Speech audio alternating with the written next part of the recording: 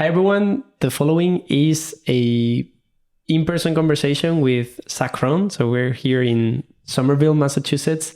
Zach was the second guest of the podcast back in late 2017. And we've discussed things from valuing art to productivity to why we do what we do, the reasons why Zach makes this, how he makes them, or how he conceptualizes about them. What other things have we talked about? Technology, obsessiveness about cleaning things up or not cleaning things up. Hey, it's Nono, and this is the Getting Simple podcast.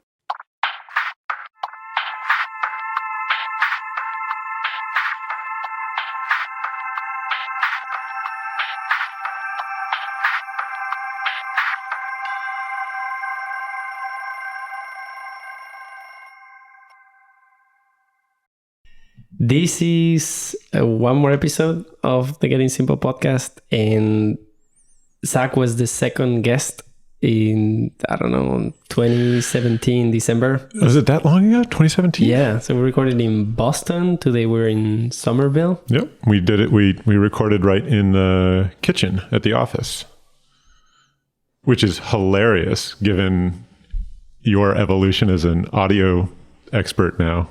Yeah. It was like a big, hard surfaced room with me drumming on the table. Yeah, it's evolved a lot. I mean, I definitely have learned a bunch. I spent hours and I have really enjoyed it. So it's sort of becoming an audio engineer. And yeah, so one thing that I noticed, I listened to the first episode with you 4 years and something ago. And the one thing I noticed, well, my voice has changed. That for sure. I don't know if you also had your bar mitzvah and then your voice cracked. Today I am a man. So I don't know if it's a matter of only of the equipment and stuff, but definitely I could see that I had an idea of where the podcast was going. Yeah. But it didn't go that way. I had an idea of or a goal of why I named the podcast that way, and I started it, but I'm happy of how it turned out. Like, it didn't really get constrained to simplicity, even though that's something that we often talk about on the show. So I thought you were still sort of concerned with simplicity and sort of how it is that people construct their days and construct that simplicity, right? So wait, so how do you think that it's? You've pivoted? So we've expanded to other topics. So for example, with coaching, and I interviewed a magician, artists, programming, people who are doing AI and ML.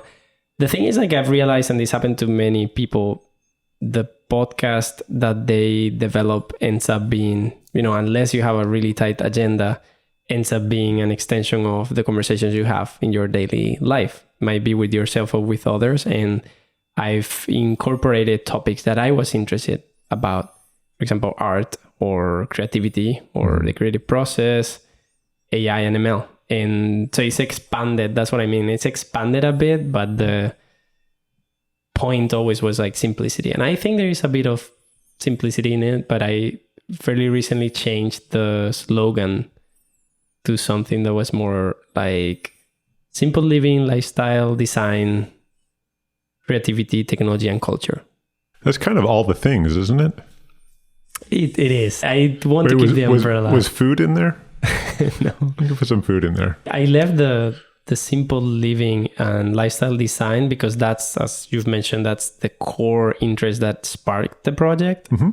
But I ended realizing, like, I'm talking about technology and culture and creativity in every episode. So I might as well put it on the slogan so people know what they're going to listen to. Right. Do you do any tracking of which episodes really resonated with people? Like, how many people listened to it? How many people listened all the way through to the end? How many people listened to it all at once? I do get that data in Spotify or Apple Podcast, or there is another tool that I've put for stats, and YouTube gives you a lot of that. But I stopped doing that a bit because it's, it's a bit of a obsession just to look at like performance of videos and episodes and stuff. And I decided I'm just going to keep going. From time to time, I do look at it. And mainly, I think even just looking at the plays on YouTube, because at the end of the day, the episodes that get played the most are going to be played the most across all the platforms, usually, unless there's something weird that something gets viral and there's only one link. So what are the ones that really resonate with people? Well, lately, the episode with Andrew Witt from the GSD. So he published a new book called Formulations. So he sent me a copy, like actually a digital copy, and I read through it. And, I had a lot of topics that I thought, okay, let's talk about this and in depth. I think that format is one that has worked really well. The episode that has had the most plays, let's say, if we can measure impact or something with number of plays, has been Scott Young. So I interviewed him. I'm looking to listen to that one. So I interviewed this guy in 2018, maybe, or I don't even remember, like 2 or 3 years ago.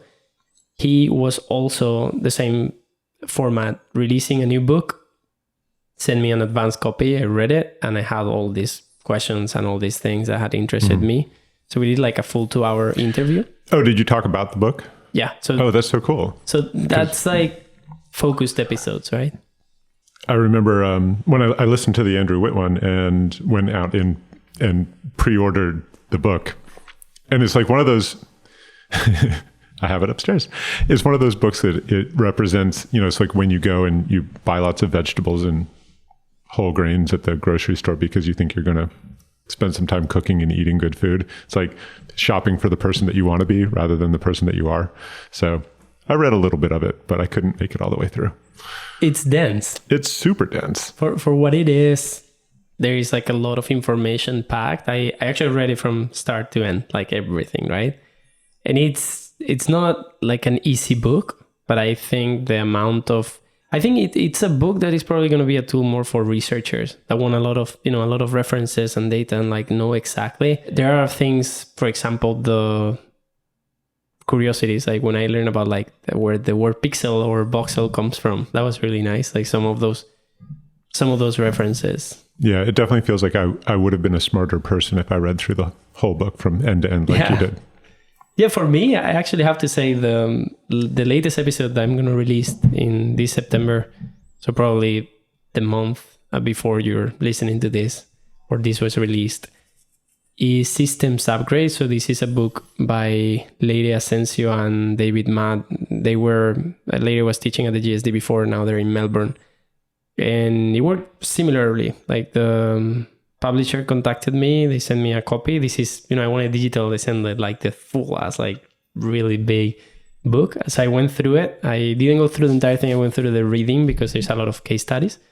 And then we did the interview. And that format, I think, works really well. It's also for me like an excuse, as you said, to, become a better person or something like.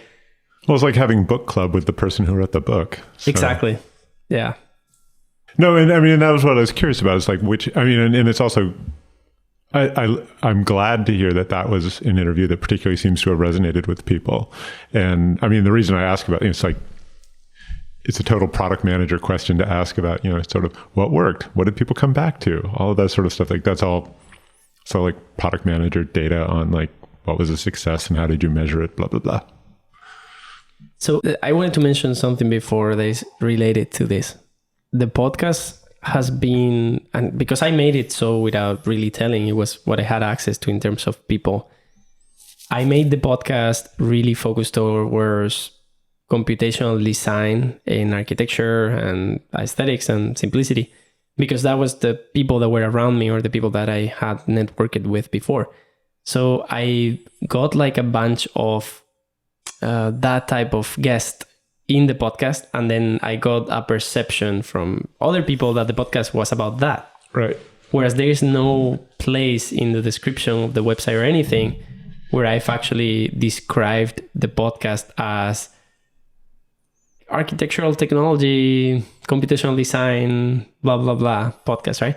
So it's good and bad, right? It gets defined by what it is actually, not by what you want it to be. Right. But at the same time, I think I'm trying to branch out over the past few years to cover other topics. Like I've even had an episode on freediving, on the things that I've learned over an like intensive course of freediving, because I also have that part of like learning things and self-control, or like not self-control, but like self-improvement in terms of learning skills and focus and meditation and things like that.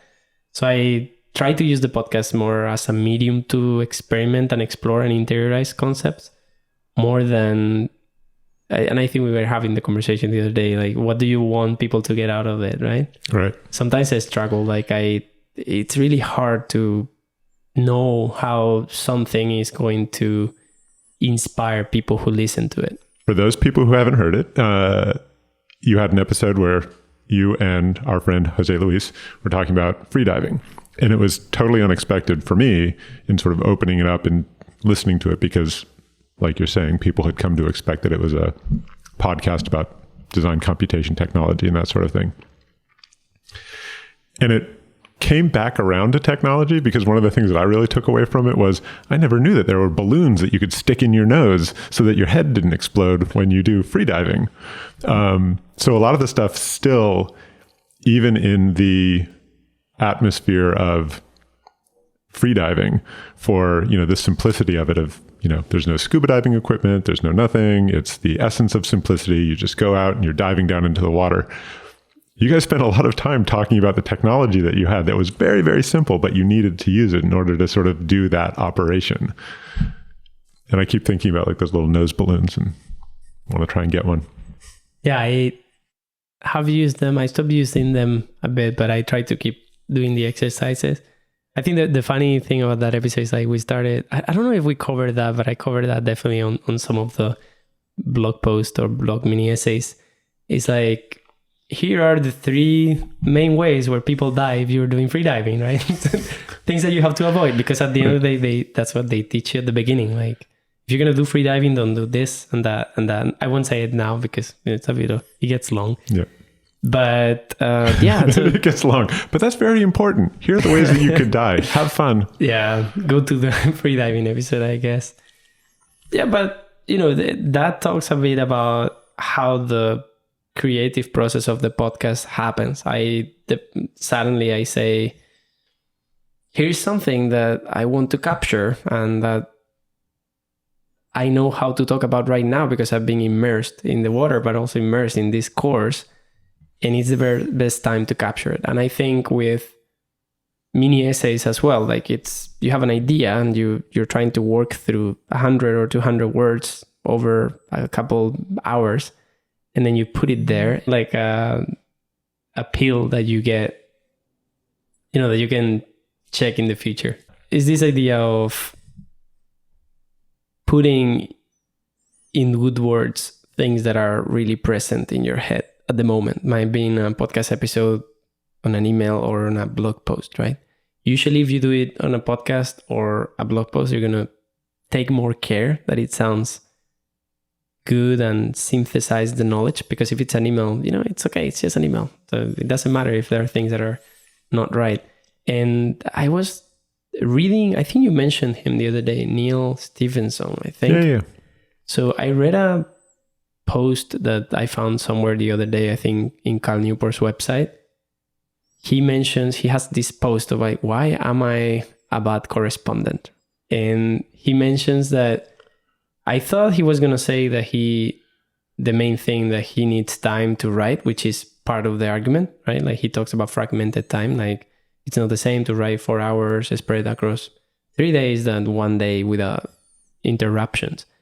But what he mentions is that he thinks that for people who go to like a conference or somewhere where he's signing books and they talk to him directly or exchange emails, people get really disappointed. Because they expect him to be as eloquent as his writing. But, you know, a piece of writing, again, go back to 200 words, in his case, maybe 70,000 words, has been crafted over many, many sessions of focused writing. Whereas if you get to know this person, it's a human. Right.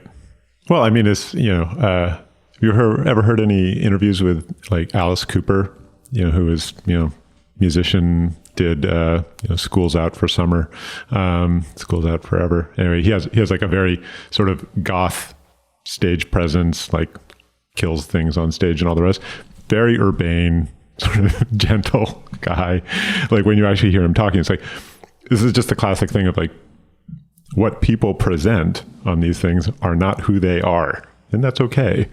I saw Neil Stephenson he did a book tour where he came through Boston. And there was definitely that sort of sense of people come in with the expectation of seeing this guy that they've sort of, admired their writing forever. And it's like, he's a person. And, his voice gave out like 5 minutes into it because he'd been on a book tour and he was like exhausted, and he just turned it into a question and answer session.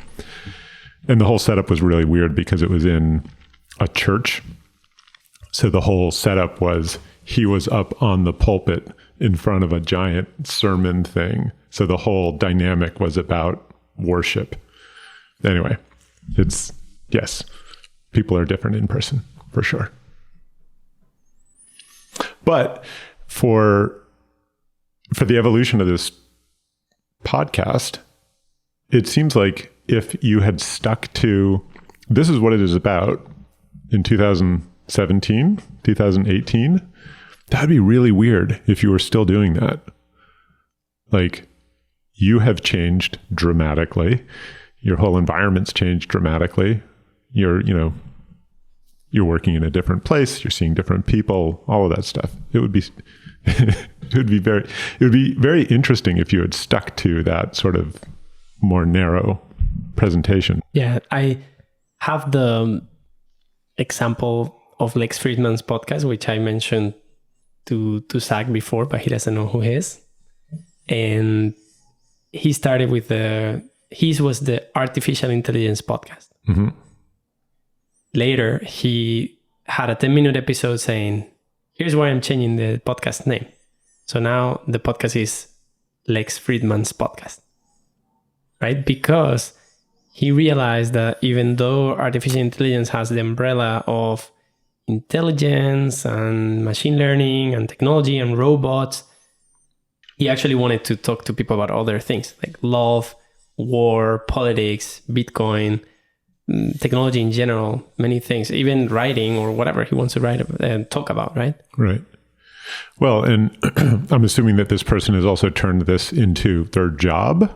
I'm wildly naive about who like the people are on top of the world in podcasting and such. I think he continues to do programming and work.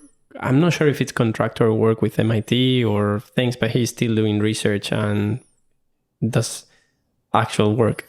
Right. I mean, would you want, like, if you had the opportunity to do this process as, like, if you went and got sponsors and the sponsorships were coming in and you were doing all this, would you want to do that? I would. Yeah. But it's like, I feel like I need to put my hand over the, it's okay. It's like, your boss might be listening. Well, I mean, yeah, like a side thing or like doing it as the main job. Yeah, I mean, these things take time. I think other people, so for example, in the case of Lex Fridman, he grew really, really fast and got sponsors. And, that's how it works. If you have the views, you get the sponsors. It's normally that, unless you're doing something illegal that doesn't match with the brand or something. I don't know. Right. I thought it would be easier at the beginning. And I haven't found yet like a formula to continue with a pace that allows me to publish, for example, let's say a weekly podcast. Right. The reason I ask it that way is that with something becoming attached to your livelihood, that changes what it is that you're going to talk about, right? And right now, you've got a good day job, right? And you can talk about whatever it is that you want to. And, it's the reason that, it makes sense not to really not to obsess over, which ones really got all the hits, which ones got all of the attention. It would certainly change it if that was something that was a goal of saying, I want to have twice as many subscribers as I do right now.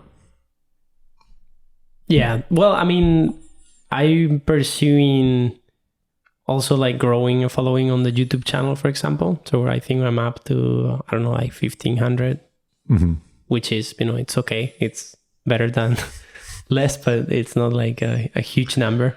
But I've been really diligent, let's say, over the past year, making a live stream every week.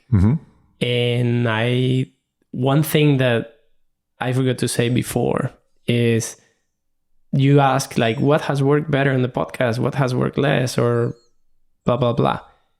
The difference is the podcast is a medium. It's almost like a one-way medium unless you do it live or you have some way of meeting the people who are listening. But YouTube and Discord and online communities are different, because while you're streaming, while you're maybe programming online or talking online, or even I've recorded some podcasts online, there's some people who might join and then get to know you because there's like a two-way conversation. So there you can see what works better. That's what I'm telling people, like, how do you get to a more successful product? Usually it's like people engage with their community, and that allows you to gear what you're doing toward what that community is interested. You're changing a bit what you thought initially because, this works better with these people. Maybe, you have to wait until there's, let's say, more people so you can figure out what you want to do. But yeah, that's just me thinking out loud. Have you done any interviews or these sorts of discussions with people in front of a live audience? Not yet. I think we did one. Yeah, we did one with Jose Luis, so online. So we were both streaming. He was from Cambridge, I was from Spain. And we actually had a live audience, but it was virtual. It was like live streaming. So I haven't done anything yet. Like if we had here, like people. And one of the reasons probably is because, I'm in Spain right now. So almost everyone who I'm interviewing from the US or some other parts of the world. And I've mentioned this many times as well. I mentioned it to you before. I used to have a recording studio mainly for live streaming and remote podcast interviews or recording on my own. So it was like absorption panels, lights, the camera setup, everything. So I could come into the office and almost just click two things and start recording. Now that's off, and I'm rethinking like if I'm going to go to a place where I just have that similar setup, or if I have something like we're seeing right now here, something similar to maybe Lex Friedman or Joe Rogan. But problem is, again, I'm in Spain, so people are probably not going to pass through Spain for a podcast. Well, but next week we are going to be down at a conference that's going to have 9,000 people. You're going, right? Yeah. Okay. Obviously, at this point, we're not going to set it up, but things are coming back to life now, it seems, even though, Oh, you mean for live, even for like a live events, for talking in front of groups of people. Yeah. And there's a different energy, and there's a different kind of responsiveness, and there's a different kind of way of having that dialogue. And I have no idea if that's actually of any interest to you either, because some people like the enclosed, controlled, and the thing about having a live audience is that it's uncontrolled. It makes it completely different, I think. Yeah. Right? Like it's like live streaming, right? It's completely different to record a tutorial offline, because you can stop and go to the restroom, or you can stop and re-record the whole thing, but better. And it changes completely the tone that you use for talking. When you have people online and you see that somebody asks a question or comments on something that you just did like 20 seconds ago, the whole mindset shifts. And you saw that remotely you got something that you could get maybe out of a classroom if somebody's paying attention and they ask you a question. So yeah, I think completely different. And yeah, delivering some content in person, like a talk or a course, changes completely. Yeah. No, and I mean, for me, I kind of like that stuff more because it's impossible to go back and clean it up. Yeah. And, because I am fundamentally lazy, there's more preparation in sometimes for like going and doing those live things, but then it's done and it's like, that's it. Well, when it's streamed live for sure, but when it's recorded, if it's recorded like we're recording right now, you still have to put it together, and you have the possibility of saying like, maybe we're not going to put this part, or maybe we're going to shuffle things, or we're going to edit this a bit so it looks different. So there's always, it's a pain in the ass. Yeah. I mean, I honestly... But you like it. I like it. I love it. I love it. It may be a pain in the ass, but that's part of the craft. It's a pain in the ass, but the possibility of like creating something that it's crafted, as you're saying, it's awesome. It's just the thing that some days I say like, what if, I do this and I just do it live and release that? Maybe I save myself 10 hours of work or something like that. It's appealing. It's also expensive to outsource and pay somebody else to do it. Right. But it's the 10 hours of stuff that I suspect you really enjoy. Well, it's like, you could hire somebody to go and it's such a hassle to go and eat ice cream. I'm going to hire somebody else to go and eat ice cream for me. Well, I have to say the part I enjoy the most is like setup and recording and the conversation and some decisions afterwards, right? Like the publication stuff. But there is like a toil that is actually just going through 2 hours of audio and reviewing that everything's good, maybe sometimes correcting the transcript and doing those things. I think after sometimes that you've done the same process, you know what's going to happen, right? It's predictable that the podcast, I'm just going to clean breaks, mistakes. I'm going to annotate episode links. And I think that can be delegated because my time usually spent is less than 10 hours to think, schedule, and record an interview. Mm-hmm. So that means while I'm editing and releasing, I probably have wasted that time that I could have met with somebody else and record another episode. So, well, the process is fun, and more than the actual editing process is the process of ideating the best workflow that you can get. So once the workflow is set, I don't want to redo it 1,000 times the same way. Right. Well, it's like, are you being creative inside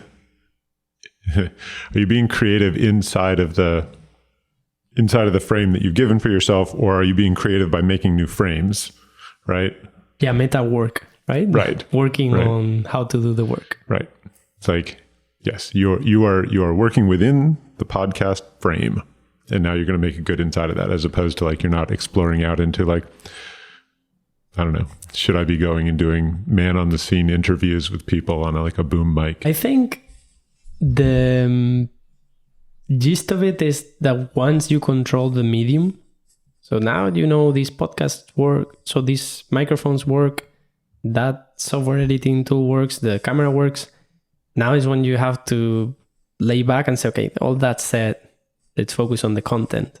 Let's focus on trying to make good radio, right? That's usually what happens when you work at a radio station. Like, sound engineer takes care of sound and you just take care of the interview. But here, because of the situation, you got to take care of everything. So there is a point that even if you care about everything, it's so controlled that you can let it aside. Yeah. No, at some point, I decided on 12 by 18 drawings, as you see on the wall, of just like, that works. I'll work with that for a while. And then it becomes a lot easier. Like, okay, I know I always have paper. I know I have room on my table. I know I have pens that work with 12 by 8 paper that is made by this. I'm not going to reinvent the idea of 12 by 8 paper. There's a lot of world in there, and that's fine. You have the templates? Yeah, I have the templates. I actually just changed them because I realized that all of them were wrong. They were all wrong, and they were everything is not quite square. But as you can tell, also, I don't really care if things are really square. But yeah, I mean, it's just there was. I had a discussion recently. My wife was trying to find the right present for me, and she was asking, "Do you want to get a bigger plotter so you can do bigger drawings?" I'm like, kind of, but then that's a lot of work because then I got to go and find new paper. And I gotta figure out like, where am I going to put that? No, I like I like my 12 by 18 paper. That works. It's okay. How did you get comfortable with selling things? You mean comfortable as in comfortable giving away a thing you made, or comfortable charging people for a piece? Here's my assumption in this is like, how did you get comfortable not having it anymore?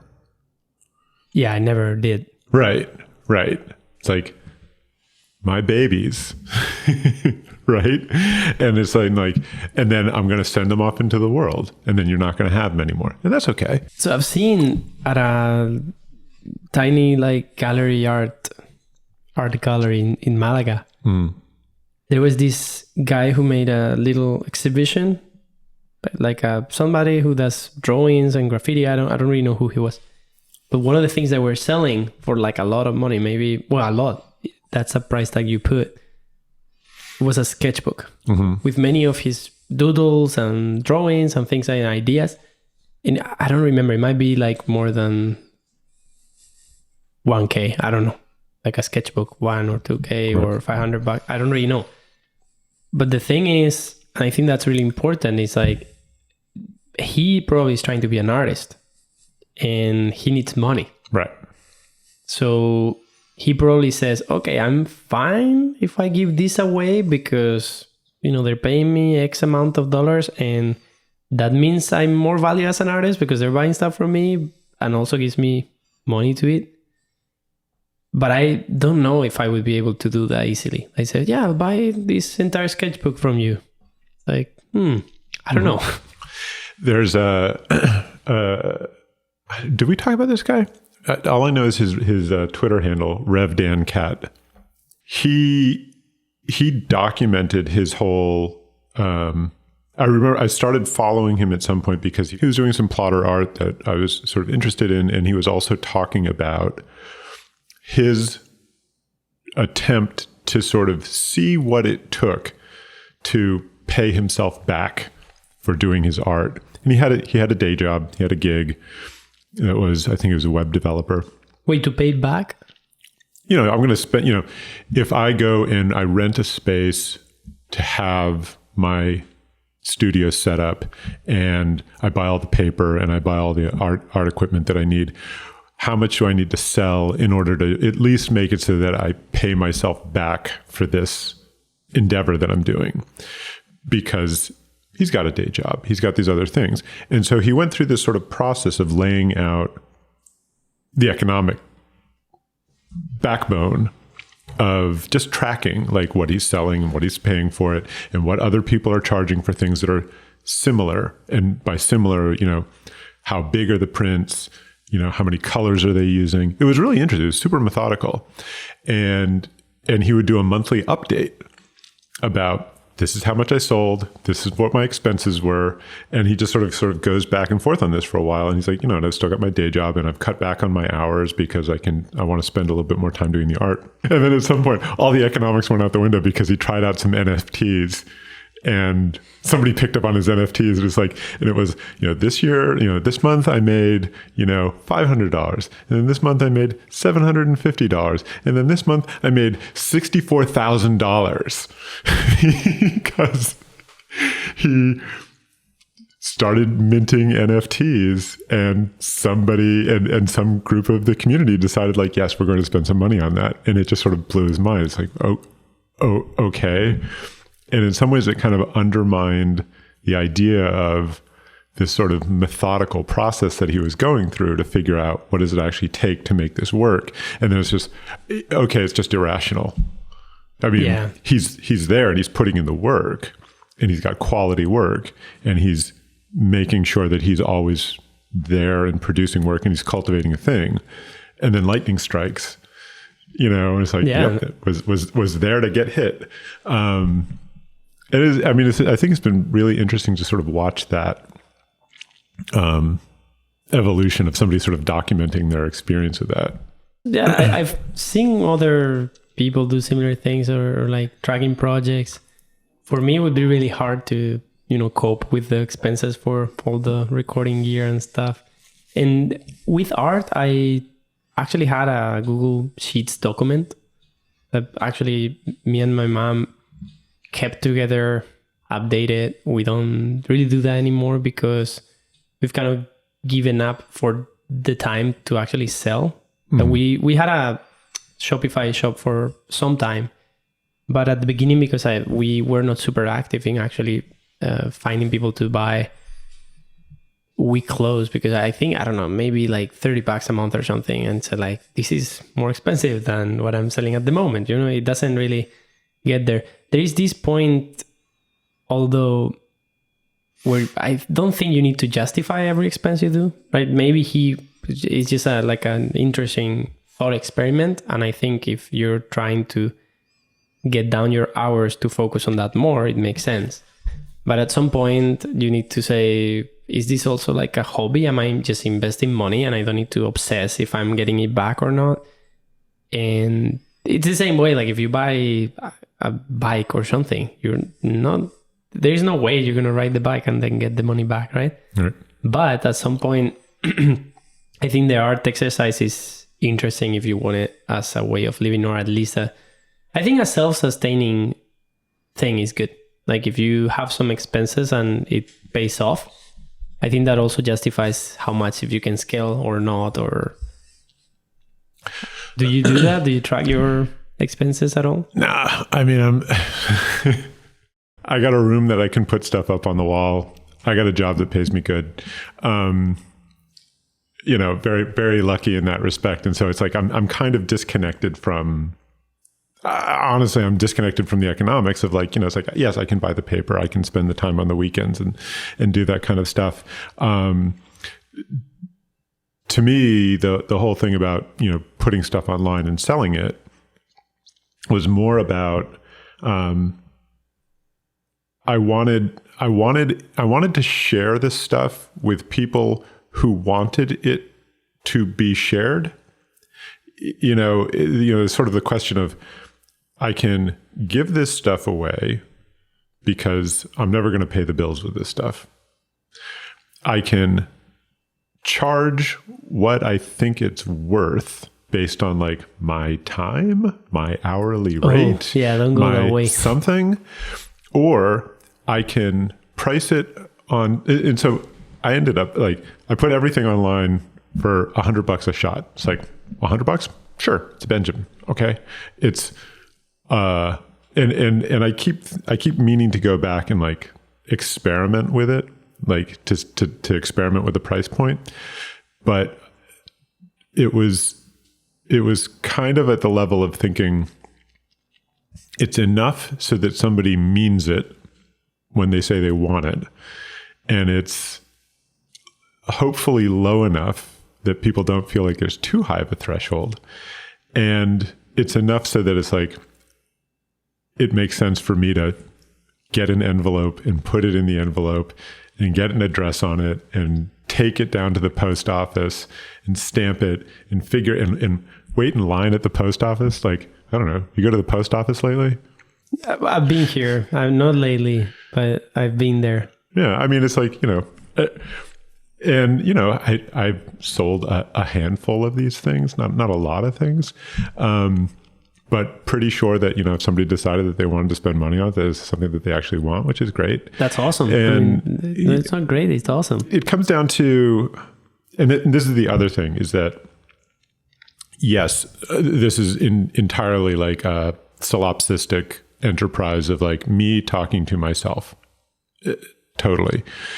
And over the last, I've made art since I was tiny. Like it's always been just something that's happened. It became more apparent during the pandemic that it was like,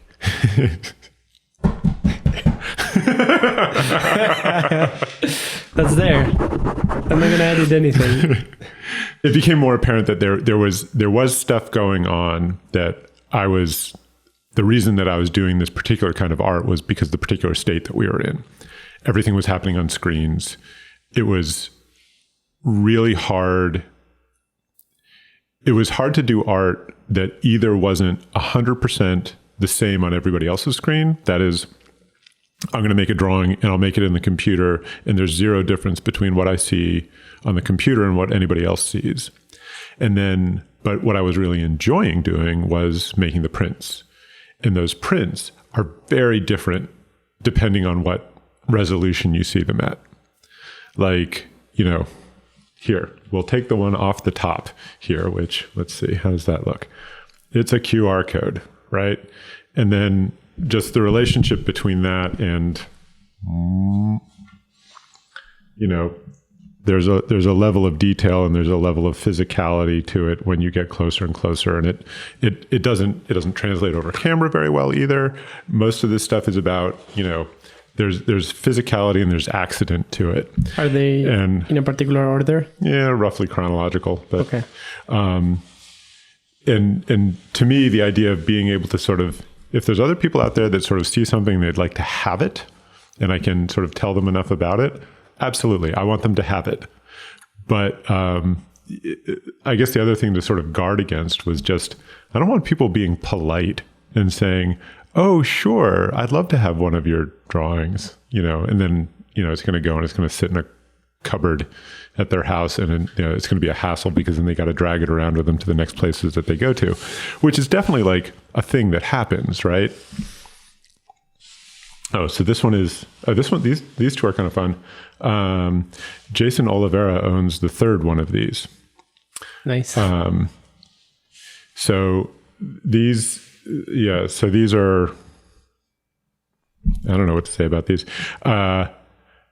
There's a 3D print around here somewhere that is the representation of these things also.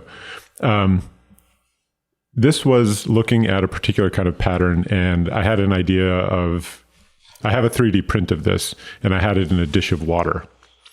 And so the parts that were above the water and the parts that were below the water looked different, and trying to sort of capture that here with pieces that were above the water and pieces that were below the water. And again, don't know if this captures on the screen, and this stuff was just fun because it was, one of them is printed in alcohol-based ink and one of them is printed in water-based ink.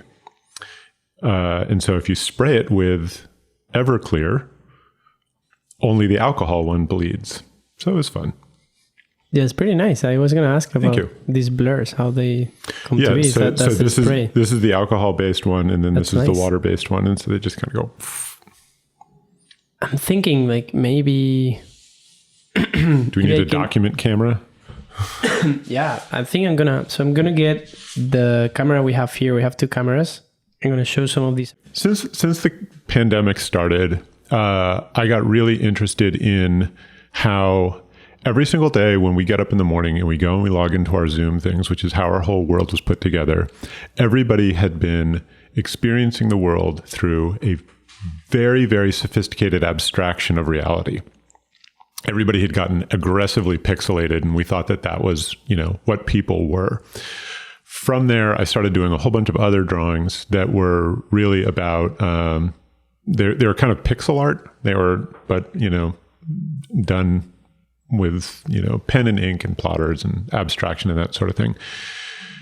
Then I started looking at other ways of starting to break forms down into sort of fragmented pieces. And I started trying to figure out how legible I could make these elements of sort of everyday daily use using sort of minimal representations through these little pieces. And a lot of that got into how do you represent shading, and how do you, it's like chiaroscuro, how do you represent darkness and light with sort of minimal tools in order to do so.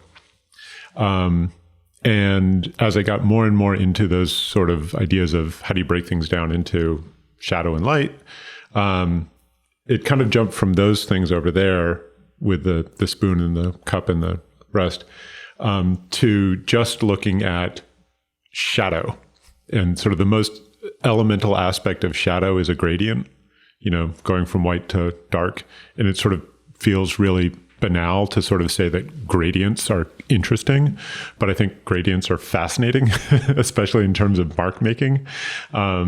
There's lots of people throughout history who, have not really particularly cared about what the subject matter is, as long as there's shadow and light to sort of express to other people about.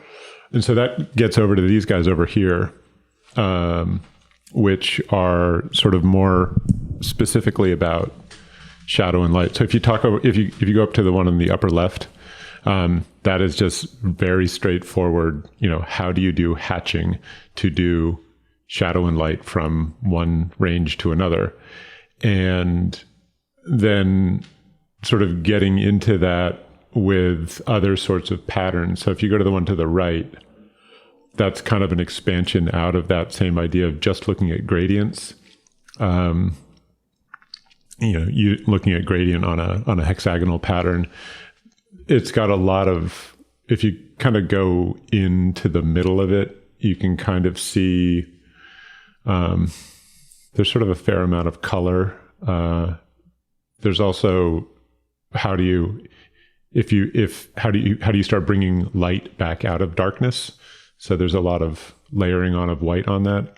And then the three sort of stacked over there to the right are just sort of further playing with that of how do you express light and dark? Not real deep at that point, but all of it kind of goes back to those the pitcher and the coffee cup and the spoon of just trying to sort of see how do you play with shadow, because that's like shadow and light is how 95% of our brains sort of absorb and understand what it is that's going on in the world around us. This is really exciting. The experiments are super different, but the medium, as we talked about before, is super consistent, right? You're just dealing with markers or painting tools and like an Axis robot. And it's impressive how different these things... And Dynamo. The visual programming language for BIM automation. So that is... TM. Actually, that's not a call line for the product at all, but it's generally what people use it for. I had a really funny conversation with a friend of mine who I went to graduate school with. We hadn't talked in a long time, and so I was sort of catching up on like very broad ideas of like, what are you doing with your life, right? And I had a drawing on the wall behind me, and we got to talking about it. And she's like, "Oh, what's that thing?" It's like, "Oh, it's this drawing that I made with this program that I work on at work." He says, "Oh, what's I didn't know that you were making art programs." I'm like, "Oh no, it's a program that people usually use for doing things like organizing their schedules in Revit." And she's like, "You use the tool for organizing your Revit schedules to make a drawing of a heart?" I was like, "Yes." I mean, it sounds weird. It's if you think that people also have used Excel to make drawings. Sure, right? Sure. And interactive applications in some way. Yeah. No, I mean, it's like, how do you turn thoughts into stuff? And there's lots of ways to turn thoughts into stuff. And computational tools are amazing ways to turn thoughts into stuff. Get those pesky hands out of the way. One question that came to mind, or a comment, is how does, maybe let's quoting Seth Godin, right? Or paraphrasing.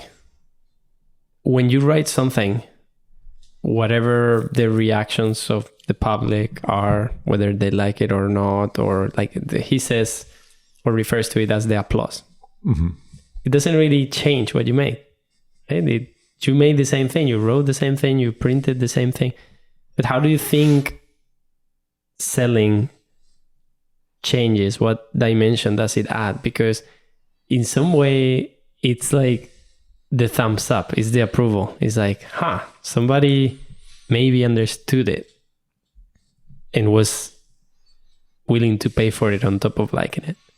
I think again, because I'm lucky enough that I don't have to make money off of selling these things.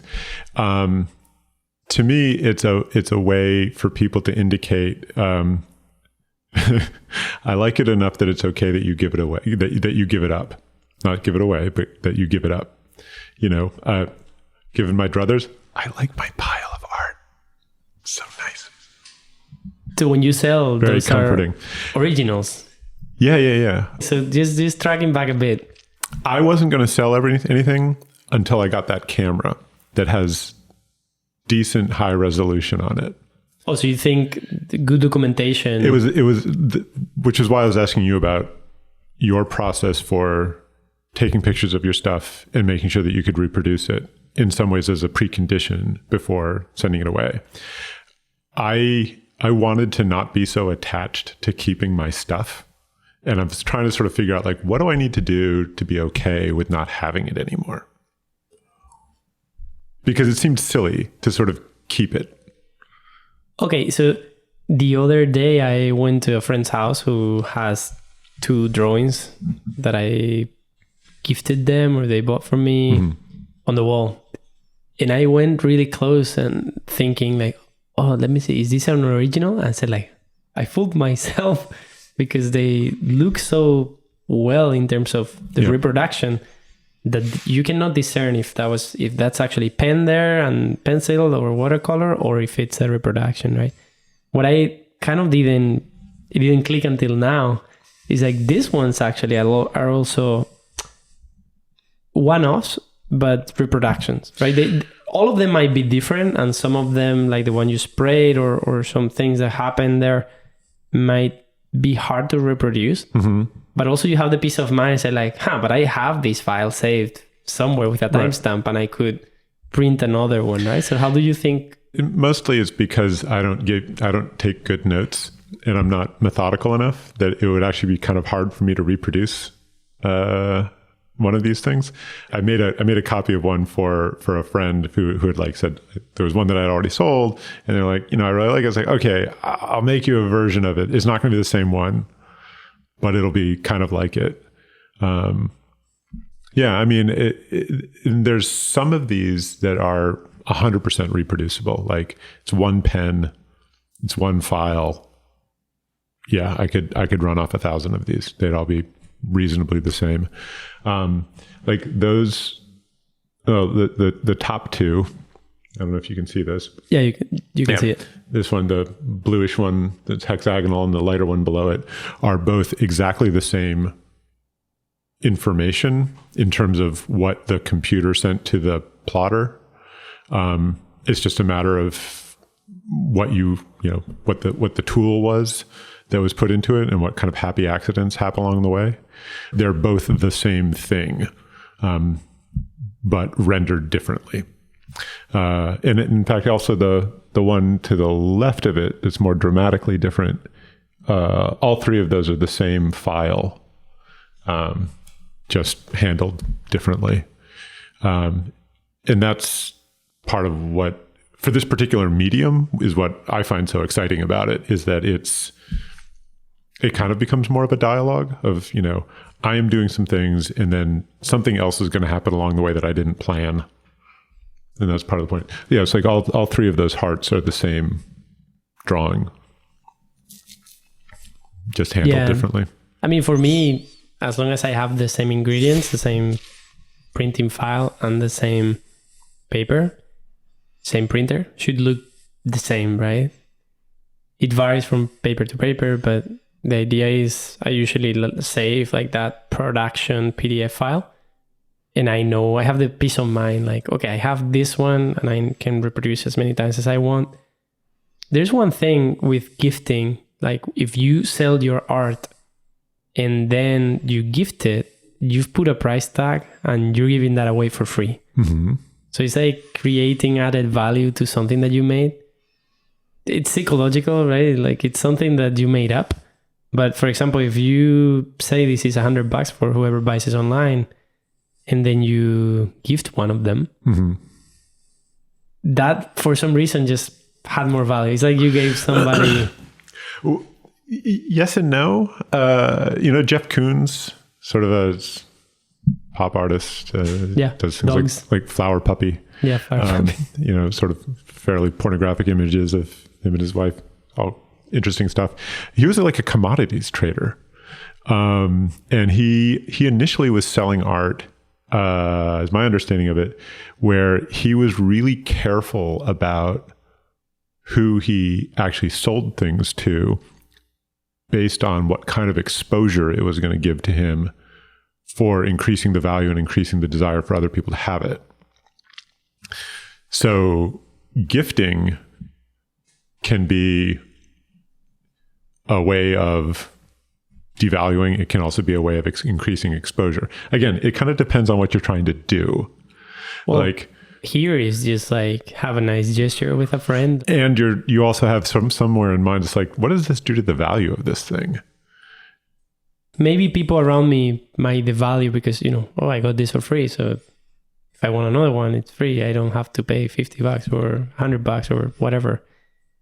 Yeah, I mean, it's interesting. It's as you said, like if you don't have that need to... That's the thing, like with, for example, online coupons, right? Like there's this $100 thing, but you give away coupons to everyone so they can buy for $20. Right. I've done a couple of swaps. I love doing swaps. That's really fun. Yeah. Like I did a swap with Dana DeFilippi, who's another sort of person in the podcasting world, and Bill Dubovnik, who's also in the sort of the BIM thoughts world. So I've got two of Bill's cars.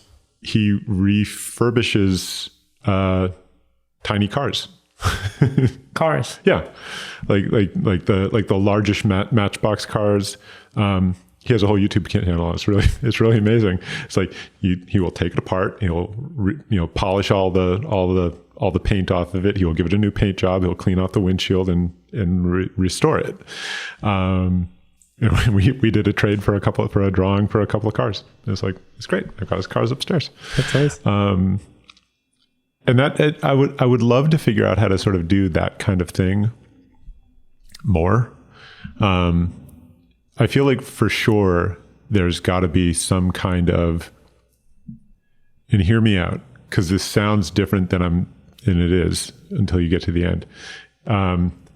There's got to be like a Tinder for artists, and not for, the art people to each other, but it's like, here's all of my art, and you swiped right on my art and I swiped right on your art. Let's trade our art to each other. It seems like there should be that kind of world. But social media and all those sorts of things are so creepy and awful that I'm sure that that's a good idea. Spoiled. So yeah, if somebody starts developing that, you heard it here first. Go do it. I'll invest. Yeah, I'm not sure what it does to art. Like, for sure, it's a nice personalized gesture. Like sometimes is maybe buildings have drawn or things have drawn on a trip with people or something that represents something to them. And that, I think that you cannot get more special than that in a gift, like an illustration that you can buy somewhere. Yet that is what, if you're an artist that wants to commercialize their things, I think that's the goal of anyone, right? That your art is as valued as possible. I mean, in terms of NFTs, or if you're going to make an auction happen for your artwork, the goal is simple. You just want the value to go as up as you can, right? Mm-hmm. I think in some way that is what many people pursue when they want attention. You don't know how much you can go, so it's a never-ending road. Like Jeff Koons probably wants his art to still be valued more. It's just like a matter of like prestige and like proudness of whatever. Or Banksy. But for us humans, right? Like I think it's, as you said before, it's this person liked it, but they liked it so much to reaffirm by purchasing and paying something for it. Some of it, I think it also comes back to sort of like what it is that you're doing by making this stuff in the first place. So, studied art undergraduate, I worked for a number of artists after I got out of school and did that whole thing. And at some point, for the successful working artists that I worked with and for, it became clear to me that I was not maniacal enough about my own vision that it was going to make sense for me to do that, right? That these were people who had like, I got to do this. I need to tell people about the thing that is in my head. And oh my God, they were going to do it. They were also going to crush, I mean, they were also going to, sort of do it to some degree by any means necessary. And they made beautiful work. They made great work. But there was a real drive to do that I was just like, you know what? I'm actually kind of into the dialogue and helping other people solve problems that they have too. And that was the point that I sort of shifted into. That's when I went to architecture school instead. It's like, hey, this is like about talking to people and sort of figuring out what the problems are and sort of working together with people to solve those problems. Both of them, I think, are like totally necessary, totally important ways to sort of do things. There was an aspect that became really clear of there are a lot of people who they need to find a way to support making their vision, their art all the time. I feel that is a lot of the drive of many of the projects that I start. It's just an internal energy or something. I just feel like doing something as if I was doing it for play or as an experimentation. I think at some point you need to decide if that's what you want to do, right? If you want to look from the outside and say, okay, I'm writing all these posts every week. Do I have an outcome that I want to get out of it? Or am I just doing it because I like it? And going back again to Seth Godin, I think he kind of covers all of these discussions. He builds upon Steven Pressfield a lot as well. He has this word that he says is his favorite in German, I think, that is, I hope this is right, Funktionlust, I think. That is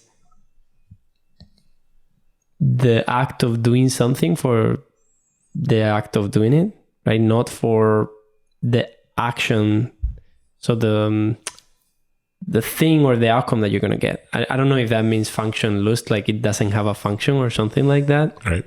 But that is something that we've got really good at being bad at, right? Like we want everything now needs to be have some deeper meaning, right? And I think that, for example, Instagram is like the window to everything you do, that now, even if you're like sewing at home or something for fun, now you put a picture and like everyone's judging it and you have that sense that it needs to be better.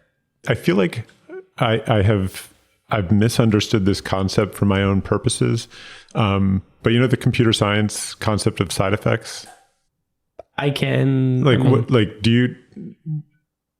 you think you could define what it is? My bad understanding of side effects was something that we're making Dynamo. Sort of my introduction to sort of computer science in a lot of ways was in constructing this application, which was bringing computer science concepts to architects and engineers so that they could automate things and so that they could have a different aspect of their creativity that was brought out.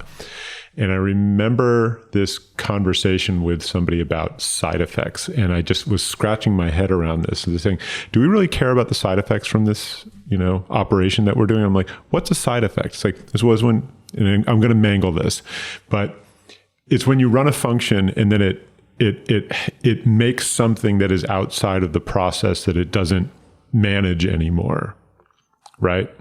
So, you run this process and it creates a file, and then that file is somewhere else. Again, probably mangling this, but that's a side effect. A side effect of the process is that it creates this thing. And it felt like a record scratch for me, because it's like, what do you mean we're going to call it a side effect that it did something? Isn't that the point? That you run a function and that it does something? And it's like, not from a computer science standpoint. It's like, did your function work? It's like, but what if it didn't do anything? It's like, that's not the point. It's like, okay, maybe.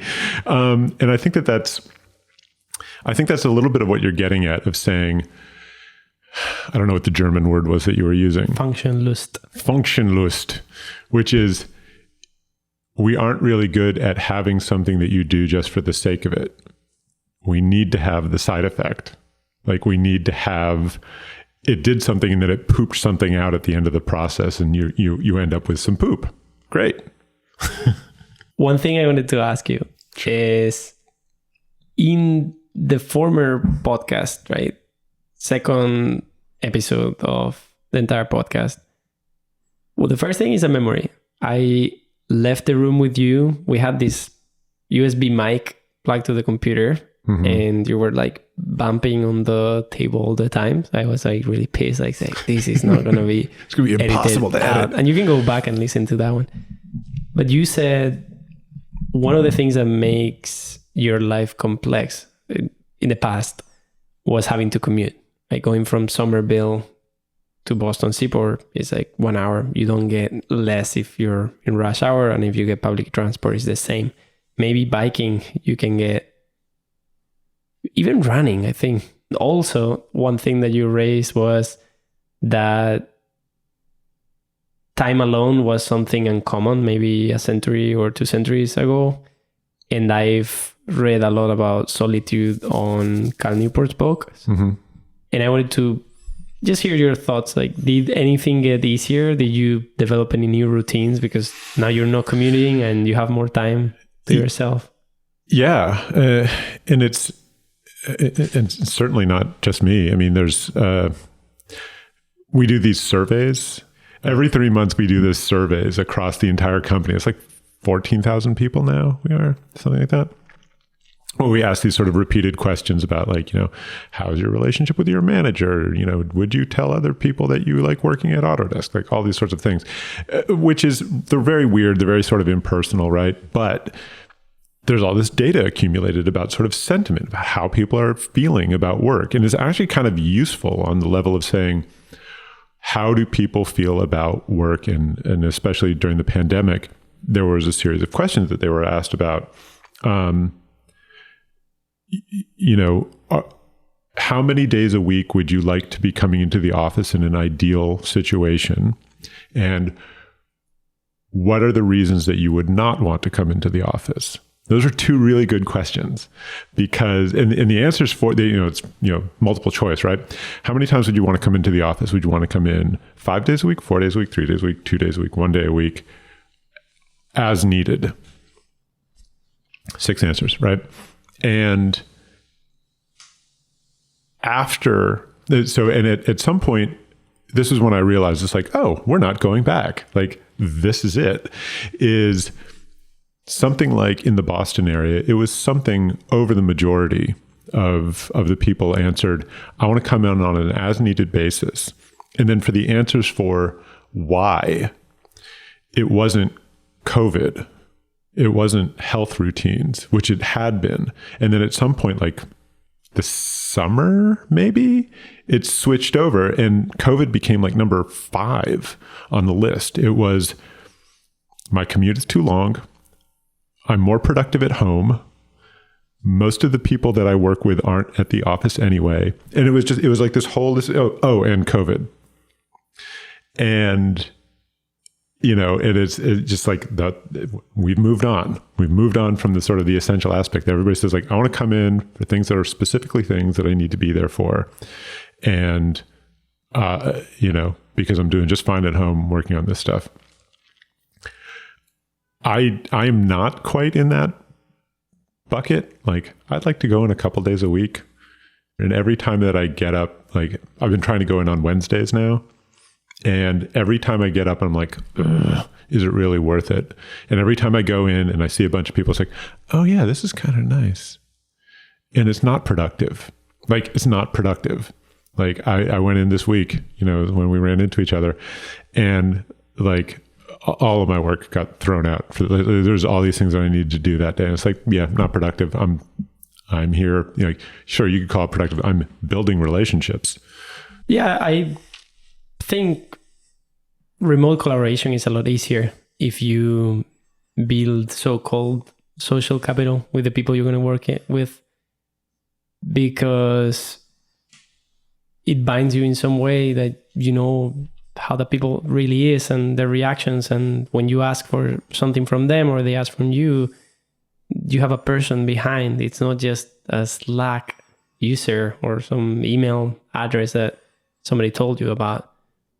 So I think that empathy is important, and that is what companies should be also taking care of, because there's people who have always been working remotely and it works. I mean, you can never see who you're working for or with, and it will work. But I think for long-term projects, so you don't get burned out of certain people, or like learn to appreciate how they are, it really helps. So that productivity that you said maybe long-term pays off. Yeah.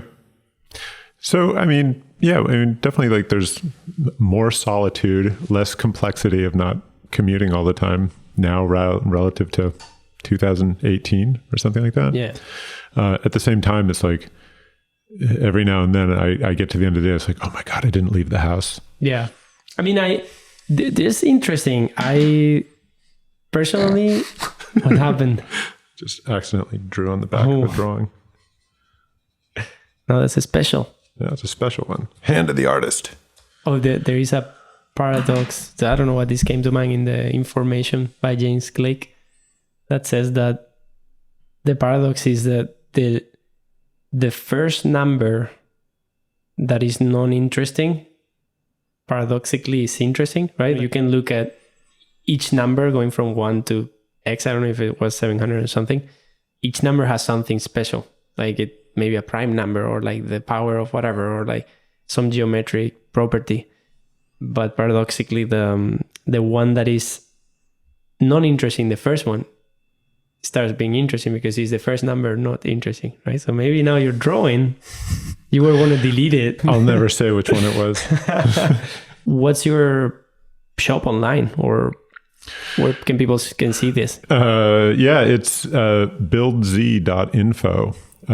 Like build, like a building with a Z, like Z axis. Buildz.info, INFO. That gets to everything that's like LinkedIn and all the other crap. And then there's like buy stuff. So check it out. Buy some stuff. I'll stick it in an envelope, send it to you. Before you go, I'd like to remind you that you can find a detailed list of episode notes at gettingsimple.com. And yeah, is there anything you want to say? Thanks for the time. Yeah, so for me, it's been really special to do a first episode in person. I guess I would like to say that it has been lovely to have you here in my hovel. Yeah. And just to sort of walk around and so share so much easier and less tiring to look at the eyes and just focus on the conversation than it is to look at a webcam and, being remote, because I've recorded so many episodes already that way. Yeah. It's really tiring. I didn't realize it's a lot more tiring to do a long form podcast online than it is in person. So that's a good thing I've learned. Yeah. I've become very acclimated to it, I think. To remote? To remote, yeah. Yeah, but yeah. I don't know. It's easier technologically as well. You don't have to move. You don't have to bring all the gear. Yeah. But I didn't expect that. It's a lot more tiring to be in front of your computer for hours in a row. But you have to remember that I didn't have to put on pants today.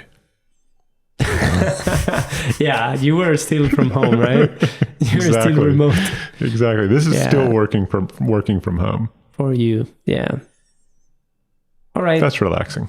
Bye. Thanks for being with us. Thanks for listening. Thanks for watching. And we'll see you next time. Thanks.